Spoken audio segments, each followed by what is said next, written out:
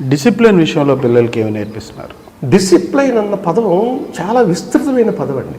చాలా స్కూల్స్లో మేము గమనించాం, డిసిప్లైన్ అంటే మాస్టర్ను చూసి 1వ తరగతి పిల్లోడు నిక్కర్లు పోసేసుకోవాలి, తల్లిదండ్రుల దగ్గర నుంచి అందరూ చేతులు పట్టుకొని నిలబడిపోవాలి, క్యూలో వెళ్ళి బాత్రూమ్కి వెళ్ళాలి. Is it possible?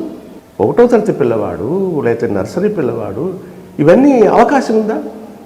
అలాంటి దాన్ని డిసిప్లైన్ అంటామా? కాదండి. మా స్కూల్లో మేము ఇచ్చే డిసిప్లైన్ ఏంటంటే, నిన్ను నువ్వు అర్థం చేసుకొని నీ కాళ్ళ మీద నువ్వు నిలబడేటట్టుగా నీ మనస్తత్వాన్ని మార్చుకొని నీ వ్యక్తిత్వాన్ని ఆ విధంగా తీర్చుకోవడాన్నే మేము డిసిప్లైన్ అంటున్నాం.